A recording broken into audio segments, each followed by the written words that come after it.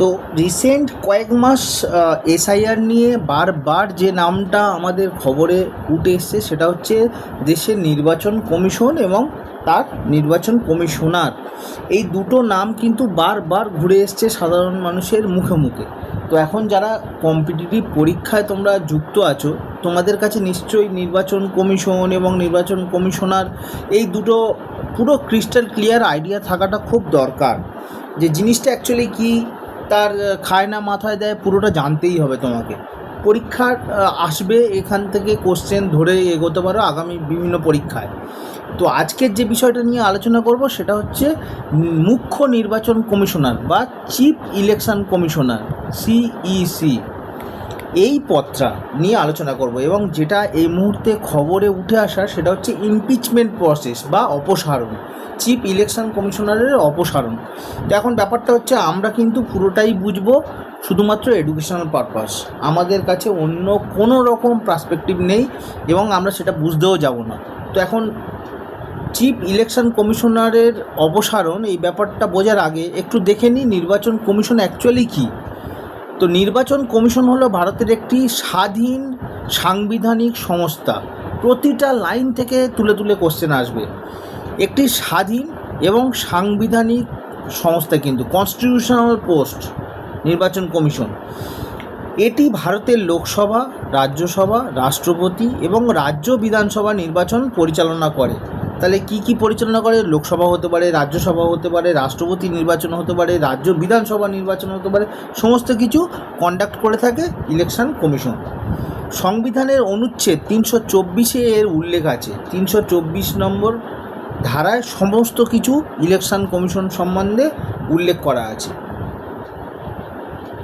এরপরে current affairs যদি বলো, তাহলে বর্তমান মুখ্য নির্বাচন কমিশনারের নাম জ্ঞানেশ কুমার এবং তার পদ হচ্ছে chief election commissioner of India. তিনি দায়িত্বভার গ্রহণ করেছেন কবে? 19শে ফেব্রুয়ারি 2025 এই দিন থেকে তিনি দায়িত্বভার গ্রহণ করেছেন দেশের মুখ্য নির্বাচন কমিশনার হিসাবে। এবার দেখো নির্বাচন কমিশনের গঠনটা অ্যাকচুয়ালি কেমন হয়। নির্বাচন কমিশনে থাকে মোট 3 জন সদস্য, একজন থাকে সিইও মানে চিফ ইলেকশন কমিশনার, আর 2 জন থাকে ইলেকশন কমিশনার। কিন্তু এই 3 জন থাকলেও 3 জনের ক্ষমতা কিন্তু সমান। তাহলে 3টে সদস্য নিয়ে নির্বাচন কমিশন গঠন হচ্ছে, তার মধ্যে থাকছে একজন মুখ্য নির্বাচন কমিশনার আর 2 জন হচ্ছে শুধু ইলেকশন কমিশনার, কিন্তু 3 জনের ক্ষমতা কিন্তু সমান। এরপরে দেখো নিয়োগ কিভাবে হয়। এদের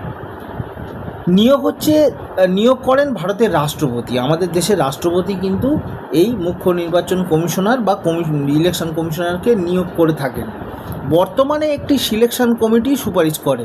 এখনকার দিনে কিন্তু একটা সিলেকশন কমিটি ঠিক করে দেওয়া আছে, সেই সিলেকশন কমিটির মাধ্যমেই কিন্তু এনারা নিয়োগ হয়ে থাকেন। মেয়াদের ক্ষেত্রে যদি বলা হয় তাহলে 6 বছর বা 65 বছর বয়স, 6 বছরও হতে পারে বা 65 বছর হতে পারে। এখন যেটা আগে হবে, কারোর যদি 6 বছর হয়ে যায় তাহলে সেখান থেকে সরে আসতে হবে, আর যদি 65 বছর হয়ে যায় তাহলে সেখান থেকে সরে আসতে হবে। তো যেটা আগে ঘটবে সেটাকে অ্যাকসেপ্ট করতে হবে। এবারে মেন যে আমাদের টপিকে ফোকাস সেটা হচ্ছে অপসারণ।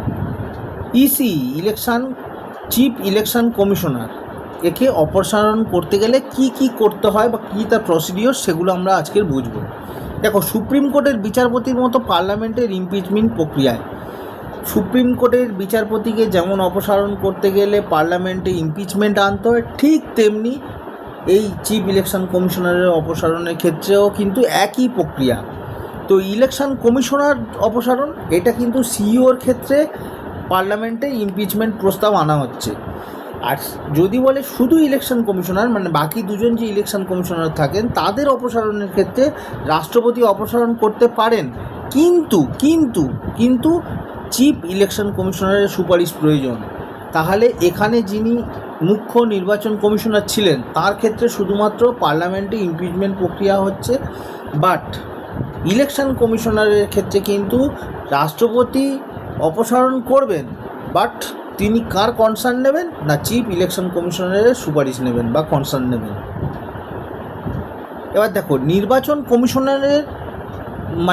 কমিশনের অ্যাকচুয়ালি কাজগুলো যদি আমরা এক ঝটকায় দেখে নিই তাহলে কী করেন বা কোনগুলো করে এলো দেখো আমরা অনেকটা মিল পেয়ে যাব। তো ভোটার তালিকা প্রস্তুত করা, নির্বাচন পরিচালনা করা, রাজনৈতিক দলকে স্বীকৃতি দেওয়া, মানে আমি তুমি চাইলেই তো একটা রাজনৈতিক দল খুলতে পারবো না, তার জন্য তো কিছু প্রসিডিওর আছে। তো সেই প্রসিডিওর ফলো করে যারা এগিয়ে যায় তাদেরকে সেই রাজনৈতিক দলকে স্বীকৃতি দেওয়া, সেটাই কিন্তু নির্বাচন কমিশনের কাজ। নির্বাচনী প্রতীক বরাদ্দ করা, মানে কে কী সিম্বলে লড়বে সেই সিম্বলটা কিন্তু দিয়ে থাকে নির্বাচন কমিশন। মানে আমি আমার পছন্দের কিছু সিম্বল হয়তো দিতেই পারি, বাট সেটা গ্র্যান্ড হবে এরম কোনো মানে কথা নেই। তো সেই গ্র্যান্টের দায়িত্ব কিন্তু নির্বাচন কমিশনের। এবারে দেখো মডেল কোড অফ কন্ডাক্ট প্রয়োগ করা। মডেল কোড অফ কন্ডাক্ট হচ্ছে সেই জিনিস, একবার ইলেকশন যখন জারি হয়ে যায়, কোনো সে দেশের ইলেকশন হতে পারে বা রাজ্যের ইলেকশন হতে পারে, সেখানে কিছু আচরণবিধি লাগু হয়ে যায় সাথে সাথে। মানে এমন কিছু কাজ করা যাবে না যেটা হয়তো আগে করা যাচ্ছিল, কিন্তু ইলেকশন ডিক্লেয়ারের পরে পরে সেই কাজগুলো আর কোনোভাবে করা যাবে না, সেইগুলো কিন্তু মডেল কোড অফ কন্ডাক্টের মধ্যেই পড়ে। তো এবারে অপসারণ নিয়েই এত কথা হচ্ছে যখন, সেটার ভিতরে একদম চলে যায়। তো সিইসি বা চিফ ইলেকশন কমিশনারের অপসারণের নিয়ম কী আছে। চিফ ইলেকশন কমিশনারকে অপসারণ করা হয় সুপ্রিম কোর্টের বিচারপতির মতো একই পদ্ধতিতে, এটা একটু আগেই বললাম, অর্থাৎ পার্লামেন্টের মাধ্যমে ইমপিচমেন্ট প্রসেস। এবার প্রসেসটা কি দেখে নিই। অপসারণের ধাপ আছে, কিছু স্টেপ এখানে ফলো করা হয়, স্টেপ বাই স্টেপে অপসারণের পুরো প্রসিডিওরটা হয়ে থাকে। 1 নম্বর কী হচ্ছে, অভিযোগ আনা। মানে একজন চিফ ইলেকশন কমিশনার বা মুখ্য নির্বাচন কমিশনারের সম্বন্ধে কিছু অভিযোগ আনা হয়। সেই অভিযোগটা কোথায় আনা হয়, লোকসভা বা রাজ্যসভায় সিইসির বিরুদ্ধে অভিযোগ তোলা হয়। কোথায় আনা হচ্ছে, দুটো জায়গায় হতে পারে, লোকসভার হতে পারে অথবা রাজ্যসভা। অভিযোগের ভিত্তি কী হতে হবে, দেখো কারোর এগেনস্টে তুমি অভিযোগ আনতেই পারো, কিন্তু তার তো একটা গ্রাউন্ড থাকতে হবে। সেই গ্রাউন্ডটা কী, প্রুভড মিসবিহেভিয়ার, অসৎ আচরণ ঠিক নেই, এই অভিযোগ আনা যেতে পারে। আর ইনক্যাপাসিটি অর্থাৎ অযোগ্যতা, যোগ্য নয়। তাহলে দুটো জিনিসের উপর ভিত্তি করে কিন্তু একজন মুখ্য নির্বাচন কমিশনারের এগেনস্টে অভিযোগ আনা যায়। কী প্রমাণ করতে হবে, যে তিনি অসৎ আচরণ করছেন এবং তার অযোগ্যতা আছে, এই দুটোর উপরে ভিত্তি করে অভিযোগ আনা হয়। এবার দেখো সংসদে প্রস্তাব কিভাবে অভিযোগটা আনা হচ্ছে, দেখো মোশনের মাধ্যমে। সংসদে যে কোনো এক কক্ষে অপসারণের প্রস্তাব আনা হয়, বললাম রাজ্যসভা হতে পারে অথবা লোকসভা হতে পারে, যে কোনো একটা কক্ষে অপসারণের প্রস্তাব আনা হয়। এবারে এই প্রস্তাবটা সংসদে আনার জন্য সে রাজ্যসভা হোক বা লোকসভা হোক, তাহলে সেখানে একটা মিনিমাম ক্রাইটেরিয়া তো লাগবেই। তো মিনিমাম মেম্বার নিডেড, কতজন ন্যূনতম সদস্যপদ দরকার। লোকসভার ক্ষেত্রে 100 জন সদস্য হতে হবে, আর রাজ্যসভার ক্ষেত্রে 50 জন। এই নাম্বারের মানে এমপি কিন্তু পার্টিসিপেট করবে একটা ইমপিচমেন্ট প্রসেস শুরু করার জন্য, একটা প্রস্তাব আনার ক্ষেত্রে, মোশন আনার ক্ষেত্রে। প্রথমে তাহলে কি হলো না, স্টেপ ফলো হলো কোনটা না, এমন কিছু সংখ্যক এমপি সেখানে উপস্থিত থেকে এই প্রস্তাবে সায় দান করতে হবে, যে হ্যাঁ ওই মুখ্য নির্বাচন কমিশনারের এগেনস্টে আমরা ইমপিচমেন্ট আনতে চলেছি এবং রাজি আছি। তো সেটা লোকসভার ক্ষেত্রে 100 জন হতে হবে, রাজ্যসভার ক্ষেত্রে 50 জন হতে হবে। এরপরে দেখো 3 নম্বর পয়েন্ট কী হচ্ছে, তদন্ত। অভিযোগের সত্যতা যাচাই করার জন্য তদন্ত করা হয়। দেখো দুটো জিনিসের ওপরে তো ভিত্তি করে আমি অভিযোগটা আনলাম, এবং 100 জন লোকসভার ক্ষেত্রে এবং 50 জন রাজ্যসভার ক্ষেত্রে সেই প্রস্তাবে সায় দিল। তো শুধু সায় দিলে হয় না, সেই অভিযোগটার সত্যতা প্রমাণ করতে হবে, তারপরে তদন্ত শুরু হবে। তো অভিযোগের সত্যতা যাচাই করার জন্য তদন্তটা করা দরকার। তো সংসদের ভোট কেমন হয়, দেখো প্রস্তাব পাস করতে হবে টোটাল মেম্বারশিপ এর মেজরিটি, আর প্রেজেন্ট এবং ভোটিংয়ের 2/3 মেজরিটি। এই দুটো জায়গায় একটু বোঝার আছে, টোটাল মেম্বারশিপের মেজরিটি আর প্রেজেন্ট অ্যান্ড ভোটিং এর 2/3 মেজরিটি।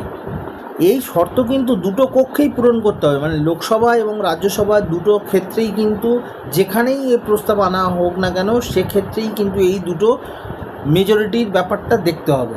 এখন এটা যদি আরও ভালো ভেঙে মানে আমরা বোঝার চেষ্টা করি, তাহলে কী হবে, দেখো উদাহরণ যদি বলি, ধরা যাক কোনো কক্ষে 300 জন সদস্য আছে, একটা আমি সিম্পলি ধরছি যে লোকসভার ক্ষেত্রে 300 জন সদস্য আছে, আমাদের দেশে, কিন্তু ভোটের সময় উপস্থিত 240 জন। দেখো, সব সদস্যই তো সব দিন লোকসভা বা রাজ্যসভায় উপস্থিত থাকে তেমনটা নয়। সেখানে অ্যাটেন্ডেন্সের ক্ষেত্রেও কিছু নিষেধ বা মানে কিছু শর্ত আছে, কিন্তু এতটা পরিমাণ থাকতে হয়, এরকম পরিমাণ না থাকলে হবে না উপস্থিত, বা তাকে ধরাই হবে, সে আসেই না, এরকম ব্যাপারগুলো আছে।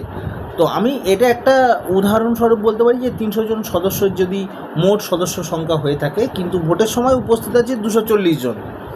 এবার টোটাল মেম্বারশিপ মেজরিটি, এই হিসেবটা যদি করতে যাই, দেখো টোটাল মেম্বার আমার কত, 300। এবার মেজরিটির কথা যদি বলি, তাহলে হাফ প্লাস 1, মানে 300 জনের অর্ধেক 150, এবার প্লাস 1 মানে 151 জন জনের সমর্থন দরকার। টোটাল মেম্বারশিপ মেজরিটি বোঝা গেল। এবার দেখো প্রেজেন্ট অ্যান্ড ভোটিং, ওটা 2/3 এই মেজরিটি কীভাবে হবে? প্রেজেন্ট কত আছে? 240 জন। 240 জন প্রেজেন্ট আছে আমার ভোটের সময়। এবারে এই 240 জনের কিন্তু 2/3, তাহলে 160। এই 160 জনের সমর্থন দরকার। দুটো শর্তই কিন্তু পূরণ করতে হবে, তাই এখানে বড় সংখ্যাটাই কার্যকর হবে। এখানে দেখো 151 আর এই 160, এই দুজনের মধ্যে কিন্তু সবচেয়ে বড় কোনটা? 160টা। সেক্ষেত্রে এই 160টা ধরেই কিন্তু ভোটাভুটি ক্যালকুলেশনটা হবে। এখন এই সব কিছু হয়ে যাওয়ার পরে যেটা দরকার সেটা হচ্ছে রাষ্ট্রপতির আদেশ। সংসদে পাশ হলে রাষ্ট্রপতি আনুষ্ঠানিকভাবে সিইসি বা চিফ ইলেকশন কমিশনার বা মুখ্য নির্বাচন কমিশনারকে অপসারণ করে থাকেন। তো এই ছিল আজকে ক্লাস। জিনিসটা খুব বোঝার ছিল এবং খুব ট্রেন্ডিং টপিক, হট টপিক বলা চলে। তো আমি চাইবো তোমরা আরও ডিটেলসে এটার ব্যাপারে জেনে রাখবে বিভিন্ন বড় বড় পরীক্ষার ক্ষেত্রে। বাট ওভারঅল একটা আইডিয়া পাওয়ার জন্য এই ক্লাসটা তোমাদের দিলাম। তো ক্লাস কেমন লাগলো বলো, আর ভালো লাগলে বন্ধুদের সঙ্গে একটু শেয়ার করে দিও। চলো টাটা, সবাই ভালো করে পড়াশোনা করো।